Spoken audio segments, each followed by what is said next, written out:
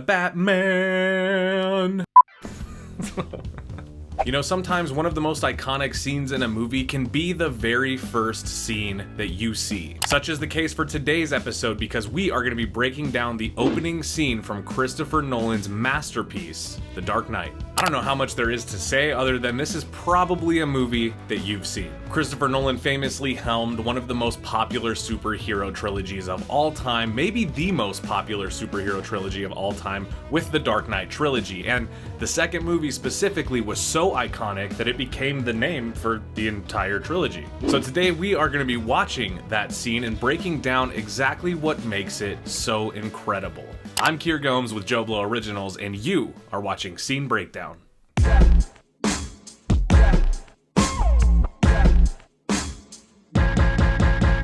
Now, it is more than likely that you've seen this trilogy, but if you haven't, it's more than likely that you've seen the second installment of this trilogy, The Dark Knight. This would be considered probably the most important superhero movie ever made, and in my personal opinion, it is one of the best. And I think the Academy would agree with me on that, as up until recently, this movie had the most Oscar nominations of any superhero movie ever. I think that record is now held by Todd Phillips' Joker film, which is a huge coincidence considering both of these movies feature the Joker. As with our Raiders of the Lost Ark episode, there's not really a whole lot of context I can give you for this, seeing as this is the opening scene in the movie. There's not even a title sequence before this. But I think what really makes this an important scene is that before we check in with Batman and see what he's up to after the first film, first we meet our villain for this movie, and that's the Joker. For any Batman fans out there, you know the Joker is a very important antagonist for Batman, and at this point when this movie was made, we had only seen the Joker in cinema one other time, played by Jack Nicholson. You know, nowadays it's a little bit easier because we see the Joker pop up in Batman movies all over the place and played by different actors each time. But at the time, this was Christopher Nolan taking a villain that hadn't been seen on the big screen since the 80s and trying to create something fresh and new. And to do that, he hired legendary teen heartthrob Heath Ledger. I don't know if you guys remember this, but even though everybody loves Heath Ledger as the Joker now, at the time when this casting was announced, nobody was on board for it and everybody thought it was a bad idea. It just goes to show you how talented Heath Ledger was and how much vision Christopher Nolan had for his movie. And of course, we cannot talk about this scene without mentioning the incredible and iconic score by Hans Zimmer. Especially in this scene with the Why So Serious theme being used, I mean, you could hear this thing in movies to come being ripped off over and over and over again. Take for example the Robin Hood movie starring Taron Egerton and Jamie Foxx. That movie's whole climax is basically made up of a ripoff of the Why So Serious theme. And I am so excited to get into this scene, so let's do it. Alright, I am so excited, so let's just dive into the scene. Now, this movie was released in IMAX in 2008 alongside I Am Legend, and at the time, seeing this in all of its big screen IMAX glory was unparalleled by any other superhero film ever. It not only made the movie feel bigger in scope, but it added so much more of an epic surrounding vision to Christopher Nolan's version of Gotham City. I love this too, it gets right into it. Like I said, there's no opening credits, there's no opening titles, the movie starts.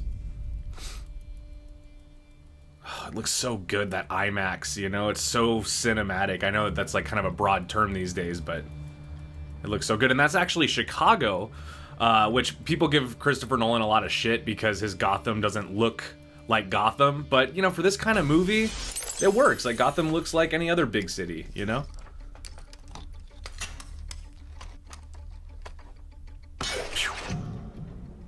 Iconic shot right there. If any video essay that's ever talked about this movie, you've seen that shot before. And that mask, actually, first pause of the video, that mask is actually based off of Cesar Romero's Joker, not his makeup, but in season 1 of the 1966 Adam West Batman show, I believe it's episode 5, if you're familiar, let me know. He wears a clown mask and it's that design. So this was Christopher Nolan kind of paying that homage. And I think that's really cool. It kind of rewards you if you're a fan of the old Adam West Batman. I love that.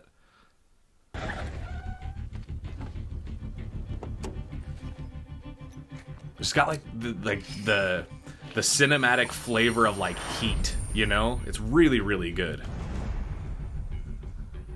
that zip line. And these are, by the way, that's not a drone, you know, because this was 2008. Those are IMAX cameras on a huge rig to get those aerial shots. 6 years. Don't forget the guy who played the job. He thinks he can A little bit of dialogue. I know why they call him the Joker. Now these guys are actually, their code names are based on like the 7 dwarfs from Snow White. And the Joker, they never say it in dialogue, but if you watch the movie with subtitles, the Joker's code name is Bozo. And I think that's really good. I'm also curious, did you guys notice, I'm gonna pause it again, this is kind of a small thing, but I'm curious, did you notice that it doesn't look like the Joker has green hair at the beginning of this movie? But then like when he takes his mask off and he's, you know, got the makeup on, he does. But like right here, it doesn't look like he has green hair under that mask. I don't know if that matters, just an interesting thought. All right, everybody, hands up, heads down. I said hands up, heads down. Let's go, pal. I'm making a withdrawal here. I love the color grading too. Everything looks kind of like sickly greens. Kind of has like the same color grade as The Prestige, which was also Christopher Nolan. That's funny. It didn't dial out to 911. It was trying to reach. I love this. Is it a problem? No, I'm done here. Why stab him in the back? If you could shoot him in the... That's stupid. Yeah, the big bad bank manager here.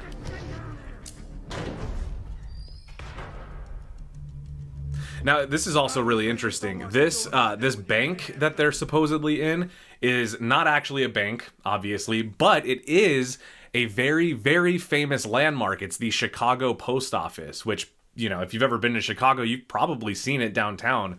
And they actually had like off-duty police officers. They had all kinds of actual Chicago workers as extras for this scene, which I think is really cool too, because it kind of does add to the realism of it. Even if you don't know that, there's just, you know, there's something tangible about having extras reacting as not actors, but just kind of real people, you know? I do also have to say, I'm glad that everybody in the Chicago Post Office is okay, because I also heard that during the filming of this, there was a fire on the upper level of the building, and everybody that was there, like the off-duty police officers that were volunteering as extras, and some of the workers that had been on set, they all thought that it was part of the production, so nobody thought to call the fire department at first. Obviously, eventually, you know, they figured it out and nobody got hurt, but can you imagine if you're like on set and you're watching this incredible movie being made, and you know when you're watching it being filmed, you know it's incredible. You could tell by the cameras, by just the scope of it all. So you see a little smoke coming from the roof, you're gonna think, okay, that's definitely part of the production. And then you find out that the Chicago Post Office was kind of on fire. Incredible.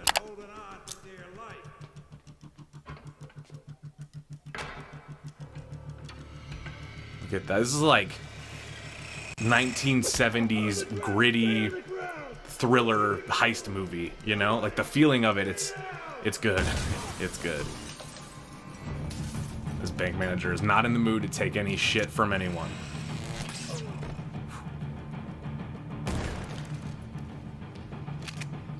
I love to, at this point in the movie, we don't know that that's the Joker, but once you figure it out, then you go back and watch it, his whole demeanor is perfect. He's so, even though he's kind of running from the gun, he's so relaxed. You can see in like his shoulders, his body language, he's not sweating it at all. I love that, by the way, the little, yeah, he's out. Pop. Kind of had the bank manager do his work for him, you know? Where did you learn to count? Where'd you learn to count? They wired this thing up with like 5,000 volts. What kind of bank does that? I heard too, Jonathan and Christopher Nolan, who wrote this movie together, I heard that they specifically wrote a lot of the dialogue between the robbers to allude to the fact that the Joker does not have a cemented origin, which everybody knows is kind of part of the allure of the Joker. But at the time, that had not been done in the movies yet. This was the first time. And the previous time that we saw the Joker in film, he did have an origin story. He was actually Joe Chill, sort of, in that continuity. But in this one, they specifically wrote it so that way the audience would be confused as to what the Joker's true origin is, which makes him obviously a lot more terrifying. And I love that. I love that they did that. Where's the alarm guy? Boss told me when the guy was done, I should take him out. One less share, right? He told me the same thing. He told me something similar. No, no! How relaxed he is. He's the only one that's not sweating it. But see what I mean? It didn't look like his hair was green.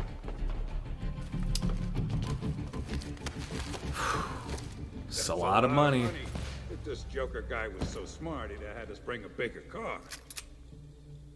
Oh, I Bet love the Joker this. told you to kill me as soon as we loaded the cash. No. I killed a bus driver. What an amazing line. What bus driver? Boom. So this is a really interesting piece here. This is obviously kind of the button, or the, you know, the big set piece is the bus crashing through the back. And that was a lot more difficult than it might seem. So obviously doing this kind of stuff practically is difficult to do, but that's exactly what Christopher Nolan and his crew did. What they did was they actually had to take apart a bus and reassemble it inside the building so that they could get these shots, take it apart again, and then reassemble it outside the building. So they had this kind of false wall for the bus to crash through, and they had it hooked to a huge hydraulic air cannon to fire that bus back. Nobody actually drove it backwards. They had something fire it backwards through a false wall, and then they reassembled it so that they could shoot this, and then they had to reassemble it again or get a different bus so that they could drive it out. But that's really, really fascinating, considering when you're shooting this stuff, when you're seeing it in a movie, it happens in 10 seconds. Movie magic is, it's incredible. And especially when you have practical effects. Like this kind of thing, it just looks, I love it. I get so excited, I start tripping over my words. It's just so good. It's not getting up, is he? That's a lot of money. If you guys live in Chicago and you've been into the Chicago post office, comment that down below. I want to know. That means that you've been where this went down.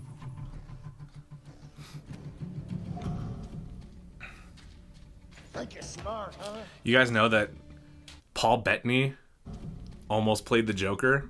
I'll pause it right there. Paul Bettany almost played the Joker in this movie.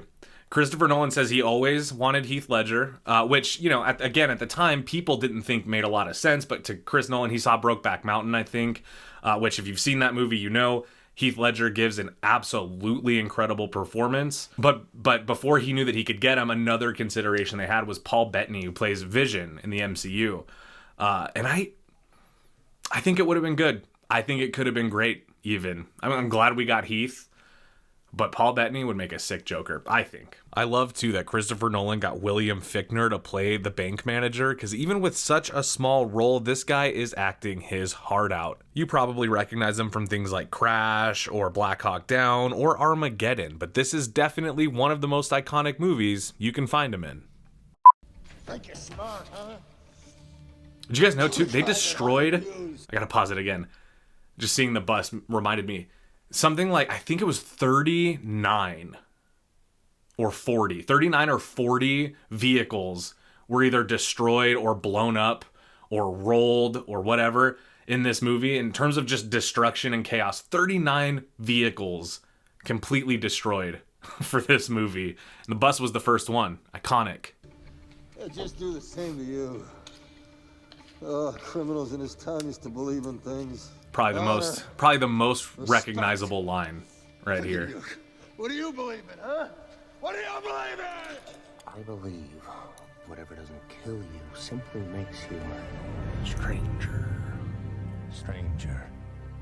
How good does that makeup look? I heard that when they did the makeup, Heath Ledger kind of scrunched his face up like that when they put the makeup on, so that way when he relaxed his face, you'd see those kind of wrinkles that made it look a little bit more makeshift, a little bit more scrappy. It looks like he never takes the makeup off. You can see it looks like he's just been like sweating in it and wearing it under that mask. It's gotta be hot. I love that. It's very scary indeed. Very scary.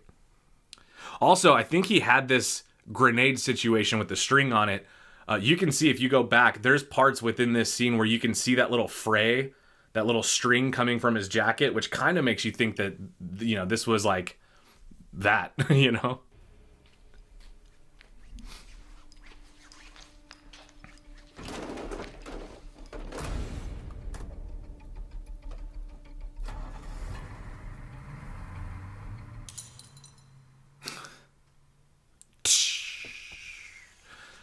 Best getaway, but I got a problem with this little button to the scene here.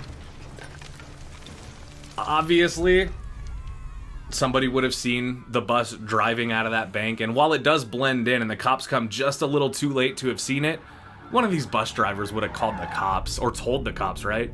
But I guess it doesn't matter, because by the time that happens, he's in the wind. So never mind, I don't have a problem. And that, to me, is the right way to introduce a character whose whole shtick is that they're motiveless, that they just are evil for the sake of being evil, or rather, chaos for the sake of being chaos.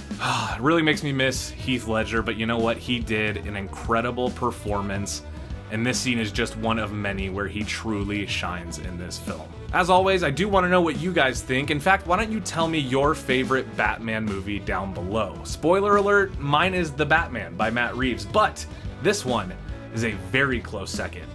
In fact, if you ask me again next week, this one might be my favorite. Who knows? That is all the time that we have today, but please make sure you drop a like on this video and of course subscribe for more of the best movie content. Take care, everybody. Bye.